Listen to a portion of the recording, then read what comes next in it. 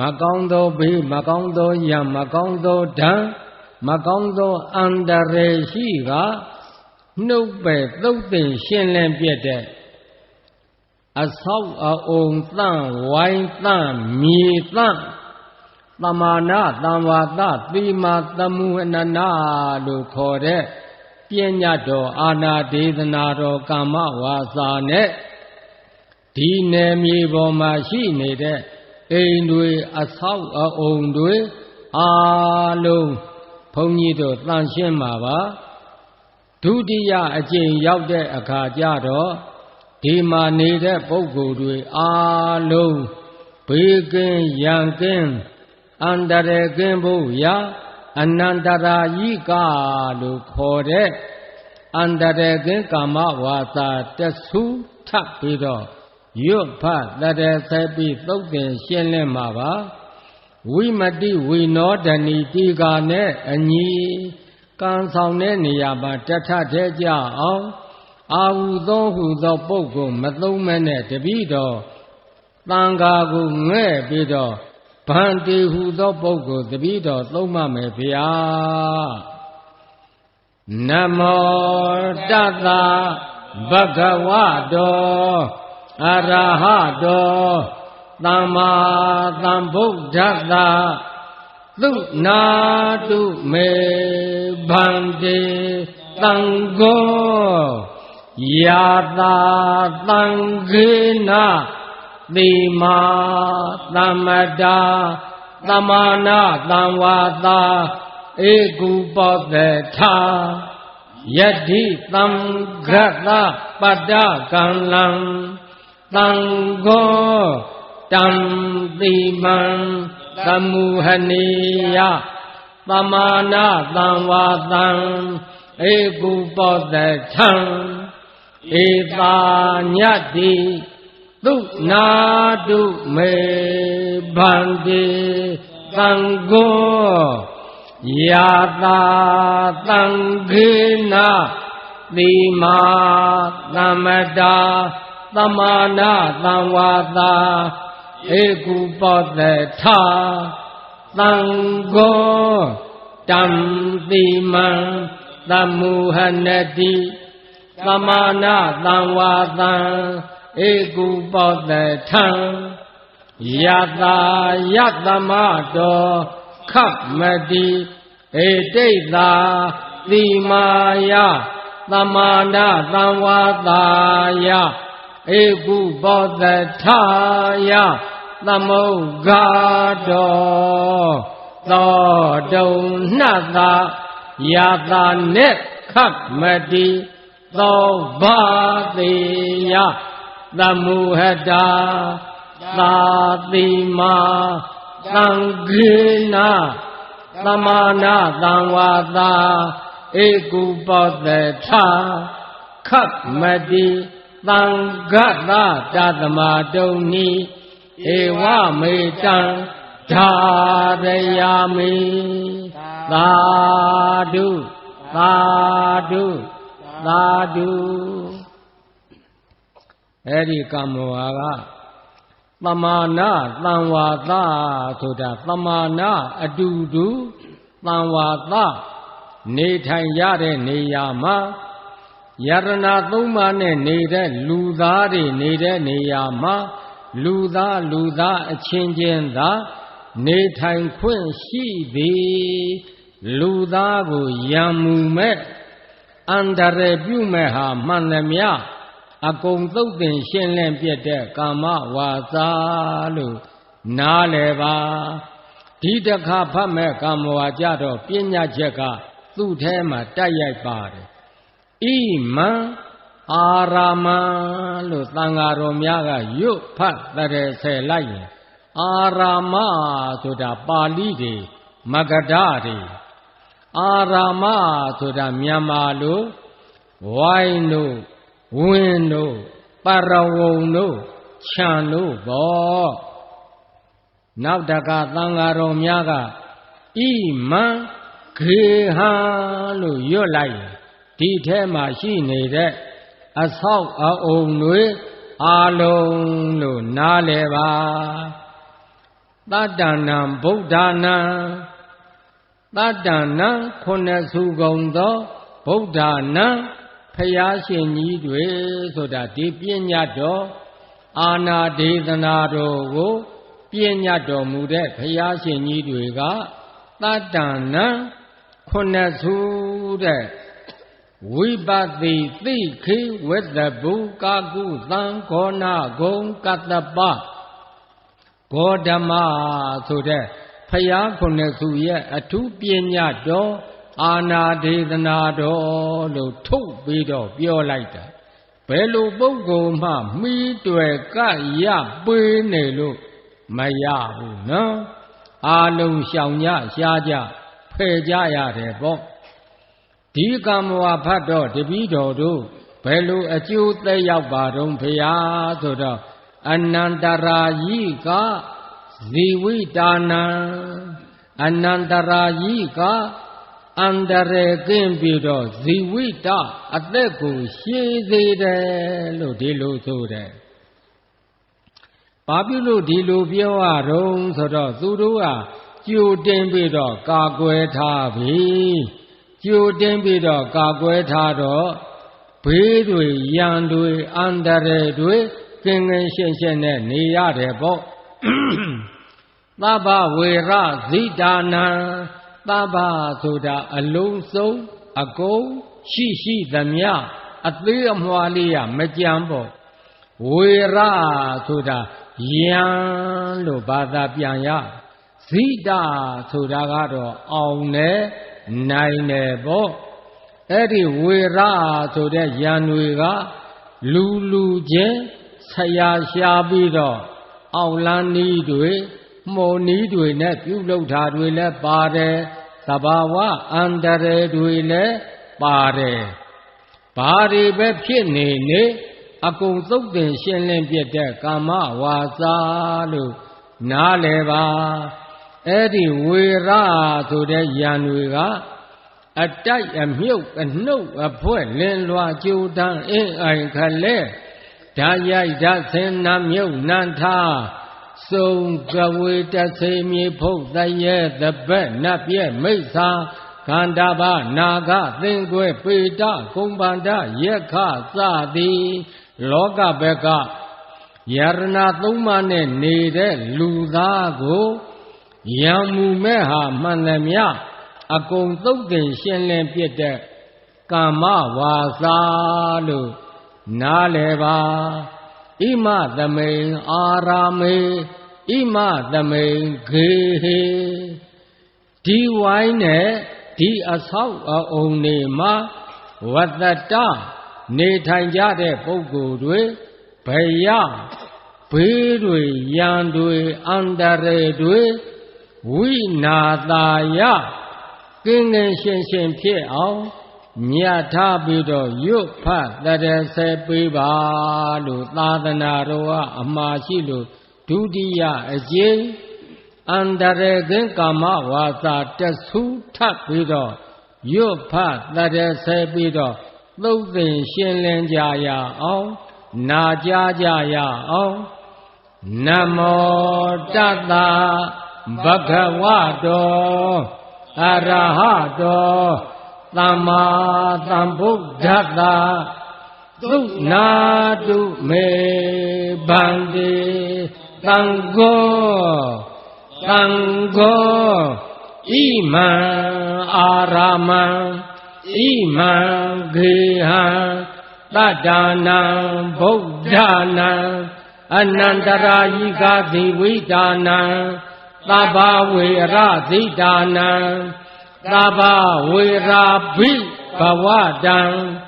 အာနုဘာဝေနအနန္တရာယိကံပရိဒံတာနံလေနံပရာယနံကရိယဣမသမိန်အာရာမေဣမသမိန်ဂေဟေဝတ္တတံဘယဝိနာသာယသဗ္ဗရိတယဝိနောဒနာယဖာတုဝိဟာရာယ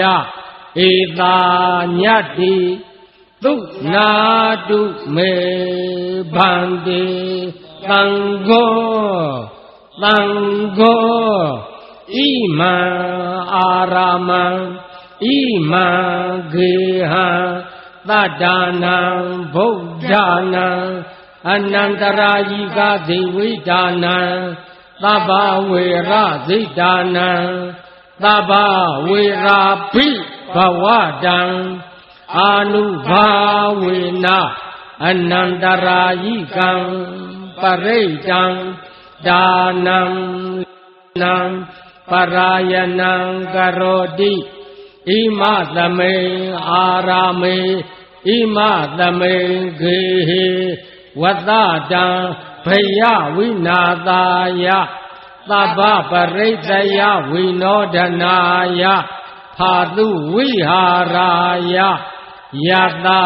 ယတမတောခမ္မတိဣမတာအာရမတာဣမတာဂေဟတာသတ္တနံဗုဒ္ဓနာအာနုဘာဝေနအနန္တရာယိကတာပရိတတာဒါနတာလေနတာပရာယနတာကရဏံသောတုံနှတာယတာနေခမတိသောဘာတိယဒုတိယံပိဧတမထံဝဒာမိတတိယံပိဧတမထံဝဒာမိကတောသံဃေနအယံအာရမောအယံဂေဟောသတ္တနံဗုဒ္ဓနာအာနုဘာဝေနအနန္တရာယိကောပရိတောတာနောလေနောပရာယနောခမ္မတိသံဃတတသမတုံနိဧဝမေတံဒါဒယာမိသာဓုသာဓုသာဓုမိမိတို့အိမ်မိမိတို့အဆောင်များနှင့်တကဝမိမိတို့ဝိုင်းမိမိတို့ရပ်ကွက်မိမိတို့နယ်မြေမိမိတို့မြို့ပါဘေးကင်းရန်ကင်းအန္တရာယ်ကင်းဖို့ရာဒေသနာသမုတ်ကံတိကပရိဓမေဆက်ရွတ်ဖတ်တရဆေနာကြားကြရအောင်သမန္တာသက္ကဝါလိတုအတ္တရာကိသန္တုဒေဝတာသာဓမ္မမုနိရာဇသာသုဏန္တုသက္ကမောက္ခတံဓမ္မသဝနာကာလောအယံဘာဒန္တာဓမ္မသဝနာကာလောအယံဘာဒန္တာဓမ္မသဝနာကာလောအယံဘာဒန္တာနမောတတဗဂဝတောအရဟတောသမ္မာသမ္ဗုဒ္ဓတ္တနမောတတဗဂဝတောအရဟတောသမ္မာသမ္ဗုဒ္ဓတ္တနမောတတဗဂဝတောအရဟတောသမ္မာသမ္ဗုဒ္ဓတ္တယတာနုဘဝတောယေခာနေဝတသင်တိဘိတနံယမိစေဝနုယုံသံတော်ရတ္တိတိဝမတန္တိတော်သုခံသုပတိသုတ်တော်သဗ္ဗပံကိဉ္စီနပတတိဧဝမာတိဂုဏုပေတံပရိတံတံပနာမဟေကာရဏီယမထာကုသလေနာယန္တတန္တံပဒံအဘိသမေဇာသေကောဥဇုဇာသူဇုဇာသူဝသောသတ္တမုဒုနာတိမာနီတန္တုတကောသသူဘရောသအပကိသောသတန္လဟုကဝုတ်တိ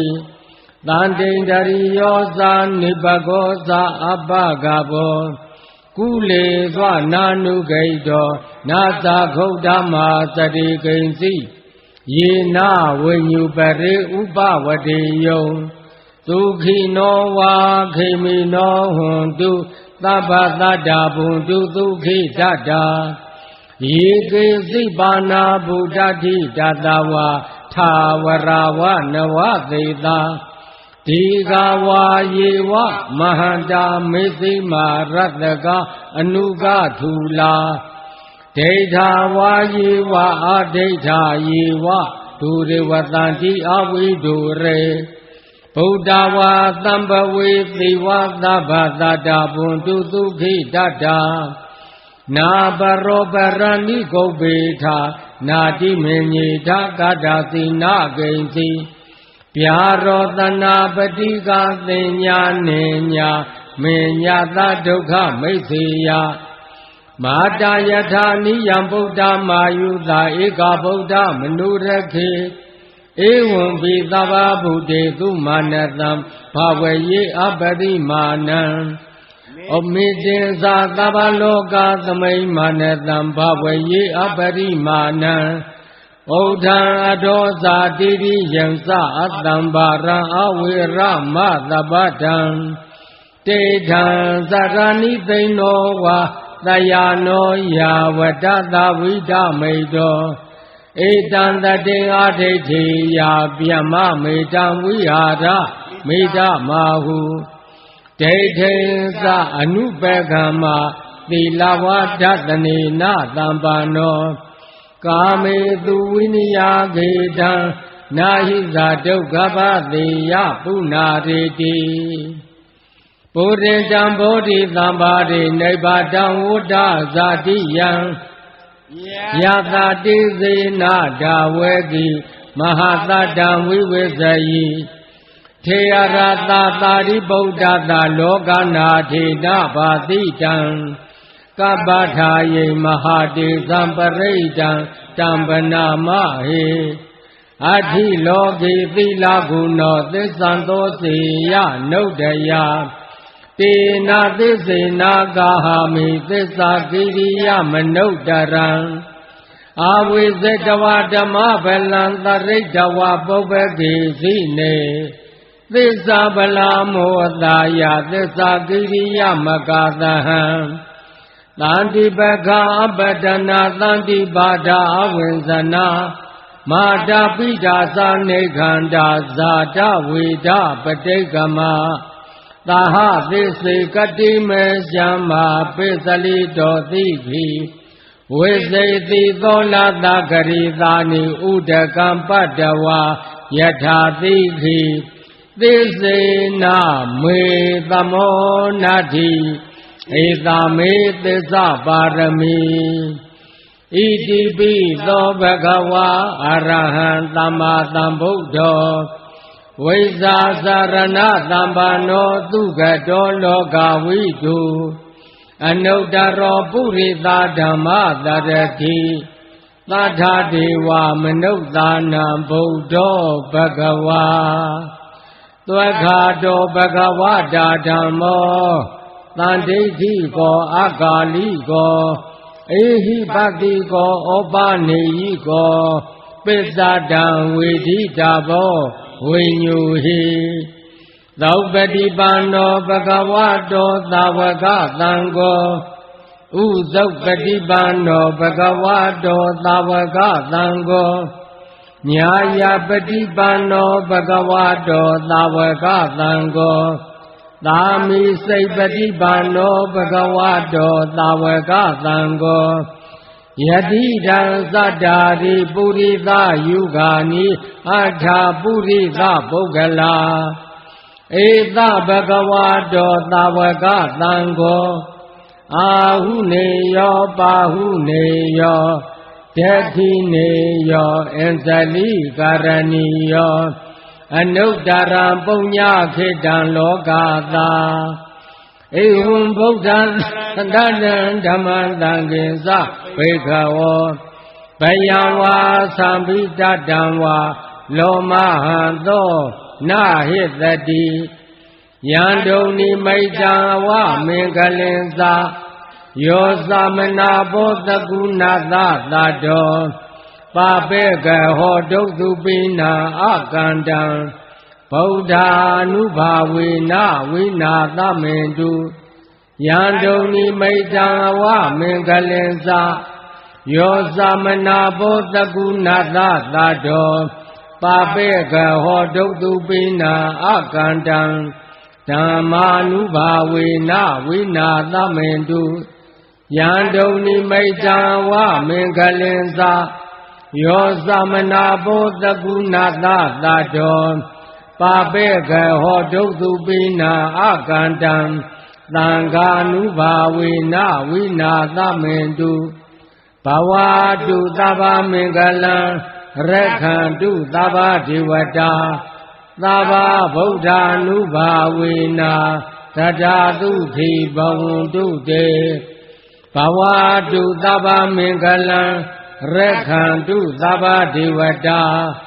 သဗ္ဗဓမ္မာ ानु ဘာဝေနာသတ္တသုခိဘဝန္တုတေဘဝတုသဗ္ဗမင်္ဂလံရက္ခန္တုသဗ္ဗဒေဝတာသဗ္ဗသံဃာ ानु ဘာဝေနာသတ္တသုခိဘဝန္တုတေဗုဒ္ဓရာအိဋ္ဌမင်္ဂလာပေါင်းသည်တေတုံမာကံသင်္အန္တရေကင်းလူသူပရိသတ်တစုတို့အားသဗ္ဗရာနေရောညမအခါခသိဘဝတုတဏိတခြားအကျိုးများဖို့တိုးပွားဖြစ်ထွန်းပါစေသဗ္ဗဒေဝတာအလုံးစုံအရာရာနတ်ထဲနတ်ဖြစ်ကြကုန်သောသမာဓိသမာဒေဝနတ်မြတ်နတ်ကောင်းနတ်အပေါင်းတို့သည်ဝါသဗ္ဗဒေဝတာကိုယ်ဆောင်နာအိမ်ဆောင်နာအယံဆောင်နာဘုံမစုယုတ်ကစုအာကာသစုသတ္တုလောကပါလာတရားဗျမများစွာသောနတ်ဗျမအပေါင်းတို့သည်တေတုံမာကံယရဏသုံးစုံမြတ်တရဏဂုံနဲ့နေကြတဲ့သင်ဗုဒ္ဓဤသာတော်သမီးတော်တို့အားသဗ္ဗရာနေရောညင်မအခါခသိရက္ခန္တုကောင်းစွာမသွေဆောင်နိုင်ကြပါစေကုန်သတည်းသဗ္ဗဗုဒ္ဓ ानु ဘာဝေနာလေးသင်္ချေနဲ့ကဘာတသိရှစ်သင်္ချေနဲ့ကဘာတသိ16သင်္ချေနဲ့ကဘာတသိတွေ့ကိန်းပြည်သာလုံလကြီးစွာဒါနာပါရမီသီလပါရမီနိခမပါရမီပညာပါရမီဝိရိယပါရမီခန္တီပါရမီသစ္စာပါရမီအဋိဋ္ဌံပါရမီမေတ္တာပါရမီဥပေက္ခပါရမီဒီဟုသော10ပါးသောပါရမီတော်တို့ကိုအယုတ်အလအမြတ်အားဖြင့်ဖြည့်ကျင့်တော်မူပြီး၍ပညာတိကသတ္တာတိကဝရိယာတိကအမိယပြေလျင်ခင်္ကာသဲလုံးနဲ့အမြပွင့်တော်မူ၍ပရိနိဗ္ဗာန်စံယူတော်မူကြကုန်ပြီးသောဖယားရှင်ကိုယ်တော်မြတ်ကြီးတို့ဤတကုတေဇောမေတ္တာတော်အာနုဘော်တော်ကြောင့်၎င်းသဗ္ဗဓမ္မာ ानु ဘာဝေနာအလုံးစုံသောမတရားဖို့တရားနိဗ္ဗာန်တရားတော်မြတ်ကိုရစေတတ်သောတရားတော်မြတ်သည်ကဝိမု ക്തി ယတာအပြင်တပါဓမ္မဝိနည်းအပြင်2ရပိဋကအပြင်3သွဲနိကေအပြင်5ပြာအင်္ဂါအပြင်9တန်ဓမ္မခန္ဓာအပြင်84,000ကျမ်းကုန်အောင်တို့ဤတကုတေဇောအာနုဘော်တော်ကြောင့်၎င်းသဗ္ဗသံဃာ ानु ဘာဝေနာမဲ့၌တည်သောပုဂ္ဂိုလ်4ပါးထို၌တည်သောပုဂ္ဂိုလ်4ပါးဤ8ပါးသောပရမတ္ထသံဃာတော်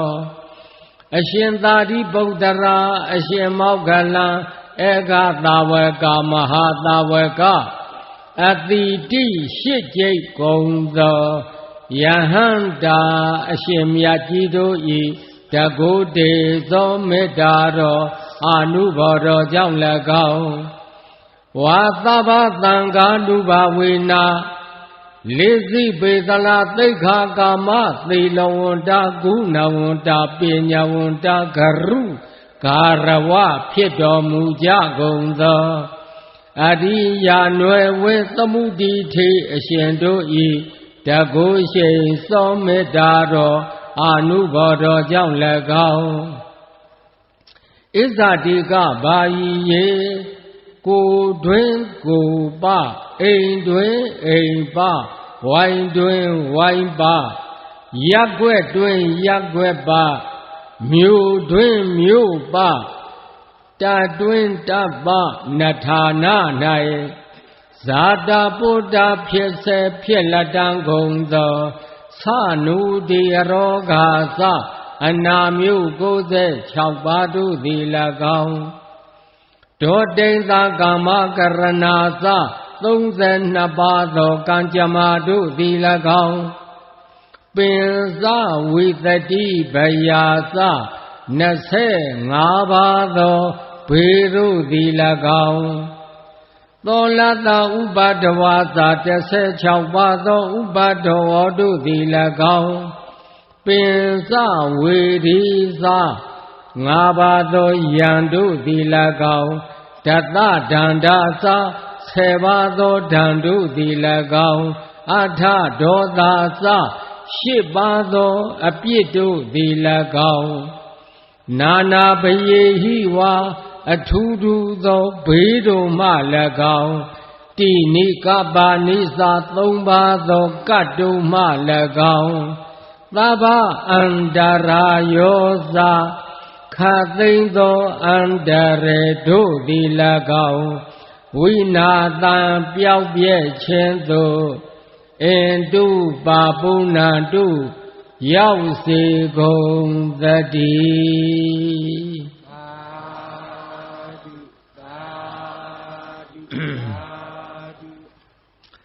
လုံးစုံများစွာတတ္တဝါ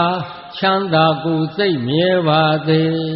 ဥပါယံဘေးကင်းစင်ဝေးငြိမ်းအေးကြပါစေကြောက်တမကြောက်တနှစ်ရများစွာတတ္တဝါချမ်းသာကိုယ်စိတ်မြဲပါစေဥပါယံဘေးကင်းစင်ဝေးငြိမ်းအေးကြပါစေမြင်အပ်မမြင်အပ်နှစ်ရများစွာတတ္တဝါချမ်းသာကိုယ်စိတ်မြဲပါစေဥပါယံဘေးကင်းစင်ဝေးငြိမ်းအေးကြပါစေဝေနေနီနေနတ်ထွေများစွာတတ္တဝါချမ်းသာကိုယ်စိတ်မြဲပါစေဥပါယံဘေးကင်းစင်ဝေးငြိမ်းအေးကြပါစေဘဝဇာဆုံးမဆုံးများစွာတတ္တဝါချမ်းသာကိုယ်စိတ်မြဲပါစေဥပါယံဘေးကင်းစင်ဝေးငြိမ်းအေးကြပါစေ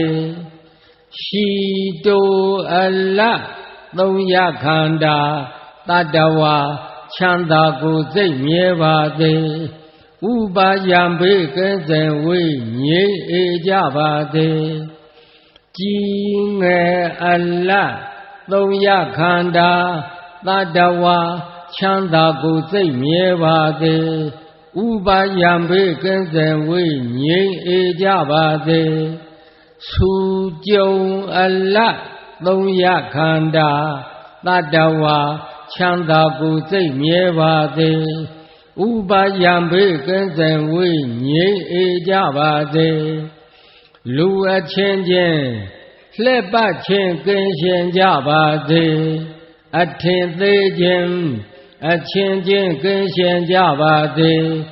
ဆင်းရဲလိုခြင်းအချင်းချင်းကင်းရှင်ကြပါစေယသမိန်တိဝတိအကျဉ်နေ၌တယောသူစတိတဓမ္မေသူစရိုက်တရားတို့ကိုပရိပူရဏတိဖြစ်ကျင့်ကြကုန်၏သောဒီဝသောထိုနေသည်သူနက္ခတနက္ခအပေါင်းမကောင်းမရှိအကောင်းအတိသာတိသူမင်္ဂလာအမင်္ဂလာဘေအခါမရှိကောင်းမြတ်သောမင်္ဂလာအတိသာတိသုပ္ပပတံအပြည့်ကင်းရှင်ကောင်းသောမိုးလင်းရခြင်းပေတိသူဟုတ်တိတံသာယာတန်ရှင်ကောင်းသောအိယာမှထရခြင်းပေတိ သူခဏောကျုံလာဆိုင်ရခဏတိုင်းမှာအကောင်းချီသာဒီသူမူဟုတ်တော်သမူဟုတ်တိုင်းမှာအကောင်းချီသာဒီယသမိန်ဒီဝတိအကျင့်သူဆိုင်ရိုက်ကျင်ရာနေအခါ၌ဗျံမစာရိသူမြတ်သောအကျင့်ကိုကျင့်လေရှိသူပုဂ္ဂိုလ်တို့၌ရိဋ္ဌံပေးလှူပူဇော်အပ်သောအလူဒါနာမျိုးသည်သူရိဋ္ဌံအပြည့်ကင်း၍တန်ရှင်းကောင်းမြတ်သောပူဇော်ခြင်းဖြစ်ပါပေ၏တာသမထိုကြောင့်ကာယကမ္မထိုသူပြုသမျှကာယကံမှုမှန်သမျှသည်ပတ္တခိဏတိုးတက်ကြီးပွားကြောင်းအကောင်းအမြတ်ကြည်သာသည်ဝါစာကမ္မထိုသူပြောဆိုသမျှဝစီကံမှုမှန်သမျှသည်ပတ္တခိဏတိုးတက်ကြီးပွားကြောင်းအကောင်းအမြတ်ကြည်သာသည်မနောကမ္မထိုသူကြံစည်သမျှအကြံစည်မှန်သမျှသည်ပတ္တခိဏတိုးတက်ကြီးပွားကြောင်းအကောင်းအမြတ်ကြည်သာသည်တေတုံမေထိုသင်တို့သည်အထလတ္ထရအပ်သောကောင်းကျိုးရှိကြကုန်သည်သုခိတာကိုရောစိတ်ပါချမ်းသာခြင်းသို့ရောက်ကြကုန်သည်ဗုဒ္ဓသာသနေမြတ်စွာဘုရားအဆုံးအမသာသနာတော်၌ဝိရုံလှတိုးတက်စီကကြီးပွားကြကုန်သည်သုခိတာကိုရောစိတ်ပါချမ်းသာခြင်းသို့ရောက်ကြကုန်သည်ဟုတ်တဝါဖြစ်ကြကုန်၍သဗ္ဗေဟိအလုံးစုံကုန်သောညာတိဘိအဆွေမျိုးတို့နှင့်သာဟတကဝအရောဂယောဂမရှိကြကုန်သည်သုခိတာကိုရောစိတ်ပါချမ်းသာခြင်းသို့ရောက်ကြကုန်သည်ဟောထမုတ်ချမဲ့သွေဖြစ်ကြပါစေကုန်သတည်း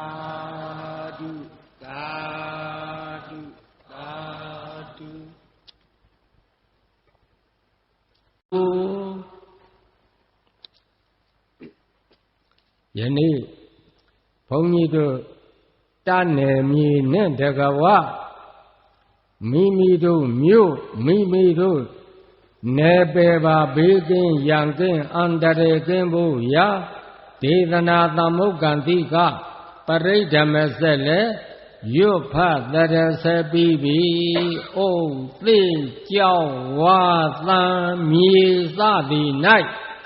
လူသားကိုအန္တရာယ်ဖြစ်စေတတ်တဲ့အကြောင်းချင်းရလက္ခဏာတစ်ခုခုမကောင်းသောဘေးမကောင်းသောရမကောင်းသောဓာတ်မကောင်းသောအန္တရာယ်ရှိကနှုတ်ပဲသုတ်တင်ရှင်းလင်းပြတဲ့သမာနာသံဝါသသီမာသမုဟနနာလို့ခေါ်တဲ့ပညာတော်အာနာဒေသနာတော်ကာမဝါစာနဲ့လည်းရွတ်ဖတ်တရဆက်သုတ်တင်ရှင်းလင်းပြီးပြီအနန္တရာယိကလို့ခေါ်တဲ့အန္တရာယ်ကင်းကာမဝါစာနဲ့လည်းရွတ်ဖတ်တရဆက်ပြီးသွားပြီအဲ့ဒီတော့ခမည်းတော်ဒီနယ်မြေကဧရိယာကျဉ်းကျဉ်းလေးပါခမည်းတော်ကသာမတုံမလှုပ်အဟုတ်သက်ဝင်ယုံကြည်တဲ့တရားတရားနဲ့အလုံးလုံးမဲ့ဆိုရင်ဒီပညာတော်တွေအာနာဒေသနာတော်တွေဆိုတာ2,400,000အထုရှိတဲ့မဟာဖတိဝေမြေကြီးကိုထုတ်ချင်းခအောင်အာနာတွေပြန့်နှံ့သွားတယ်ဆိုရင်ဘုန်းကြီးတို့တကားများရဲ့ဧရိယာကကျဉ်းကျဉ်းလေးပါအကုန်လုံးဘေးကင်းတယ်ရန်ကင်းတယ်အန္တရာယ်ကင်းတယ်လို့နားလည်ပါ